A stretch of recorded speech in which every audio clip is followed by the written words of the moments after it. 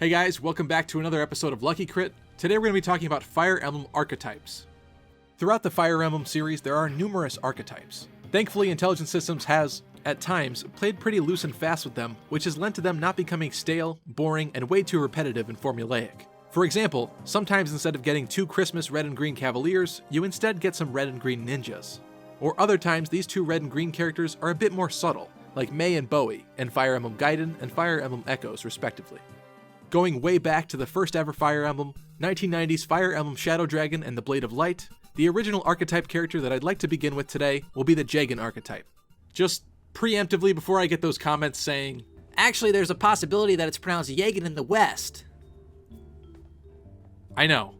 This isn't a pronunciation video. We're not doing that here today. So for today's episode, we're just going to stick with the romanization or the literal direct translation of the original Japanese name, which happens to be Jagen. Don't flame me in the comments. Please. Jagen is an Altean knight that acts as Marth's guardian and advisor throughout his early journey.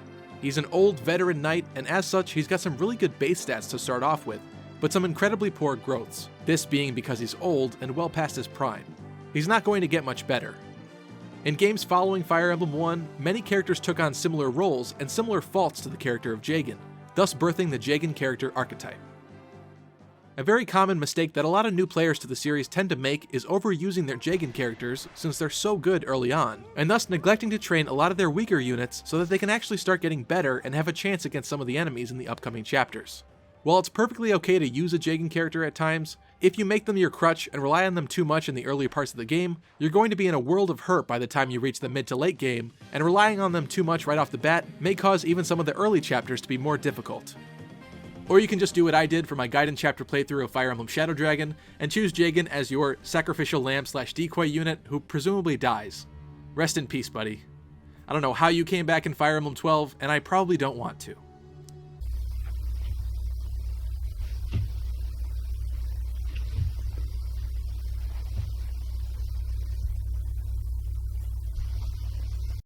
Because of most Jagen's pitifully low growth rates, they will very quickly fall off in usefulness during the mid to late game, and your other units who might start off a bit weaker in terms of bases will have a lot more potential long term than the Jagen unit will. They'll just be a bit less easy to use at first.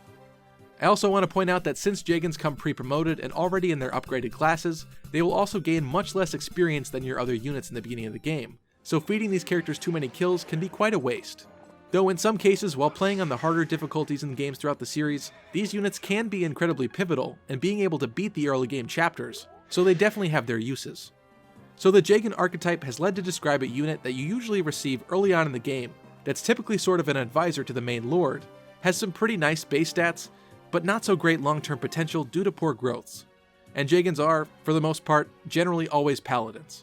But like I said, Intelligent Systems can be pretty playful with their archetypes so that they don't get stale, so there are some Jagens that are not paladins at all.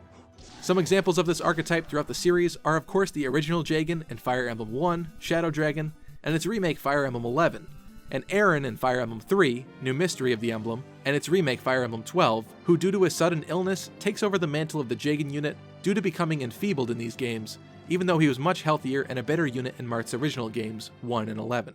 There's also Ivel and Dagdar in Fire Emblem 5, Thracia 776, the former being Nana's bodyguard until a certain storyline spoiler, and is far too weak to reliably use by the time you can recruit her, and the latter being the early game incredible unit with really poor growths that might not pan out long term.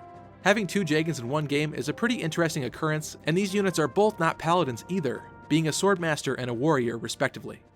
In Fire Emblem 6 and 7, the Blazing Blade and the Binding Blade, both Roy and Eliwood have Marcus as an advisor in their respective journeys, though he's obviously much older and more frail stat-wise due to his age during Roy's story.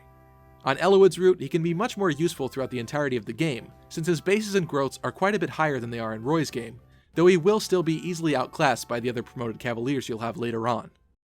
Shh, I know what you're gonna say. Hold on, just give me a minute. We've also got Gunter from Fire Emblem 14, Fire Emblem Fates, who is an Elder Norian Knight and follows the typical Jagen formula of being quite powerful in the early game, but due to poor growths, retains the lackluster potential of most other Jagens. Ordinarily, this would be the end of the video, as we've made it through the entirety of the archetype and listed off all of the examples of Jagens in the series. However, with the Jagen archetype, there is also a debated sub-archetype of other Jagen-like units, The Oifeys. Oifeys. Oifeys. I told you this is not a pronunciation video, don't get hung up on that. Anyway, the Oifeys are a grouping of units based off of Aoife from Fire Emblem 4, Genealogy of the Holy War. They tend to serve pretty similar roles to the Jagens, as characters who are older than the Lord Advisors. However, what sets Oifeys apart is that they typically have much better long-term potential than the Jagens do, with better growths and a much easier time keeping up with your other units and retaining their usefulness throughout the games. Some examples of Oifeys, aside from the original and his great potential, are Marcus from Fire Emblem 7, the Blazing Sword, during his younger years on Elowood's route, since he does have fairly decent stat growths. Actually, he's technically not a Jagen in Fire Emblem 7 and is more likely an Aoife due to his high stats. He's only a Jagen in Fire Emblem 6. Yeah, I know. His stats aren't really that great in Fire Emblem 7 though, so it's kind of debatable. There, you happy? He's whatever you want him to be.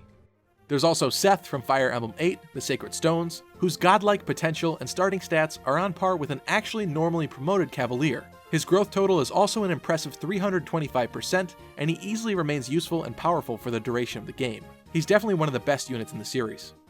Titania from Fire Emblem 9, Path of Radiance, can also be considered an Aoife, since she once again starts off with some great stats and pretty good growths alongside her decently high resistance, and ends up on par or slightly just below par with your other paladins, thus retaining her usefulness throughout the game. And there's Soth from Fire Emblem 10, Radiant Dawn, who joins you early on as one of the main protagonists of the Dawn Brigade, and fulfills his Aoife role as a very powerful early game character. And though he tends to mellow out a bit due to some low stat caps later on, his usefulness is definitely still retained.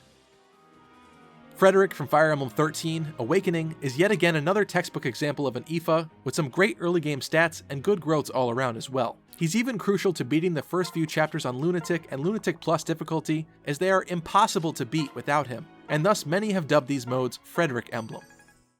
And lastly, in Fire Emblem 14, Fire Emblem Fates, we've got Felicia and Jacob, where you get the opposite gender to your chosen gender for Corrin. These are slightly different Aoifes, as they are rather frail in the early game, though they do come as pre-promotes, since the Maid and Butler classes are promoted forms of the Troubadour class line, and they can definitely serve some useful roles in the beginning of the game. They've also got good enough growths and higher level caps to remain somewhat useful throughout more of the game than Jagens would. So that's that. Aoifes are basically the much better version of the Jagen archetype, and fans of the Fire Emblem series have thus given them their own sub-archetype because of this. Anyway, I hope you enjoyed our little dive into Fire Emblem series archetypes with me here today. If you did, be sure to slash the like button down below. Also make sure you get subscribed and click the little notification bell so you don't miss any of our new videos. As always, a big shout out to all of our awesome patrons who go the extra mile to support the channel and the content that we produce, and also get some cool rewards and incentives too, so check out our Patreon page here. You can also follow us on our public Discord server for even more discussion, and make sure to follow us on Twitter at Lucky Creek Gaming for any news and updates revealed on the fly. And I'll see you all next time.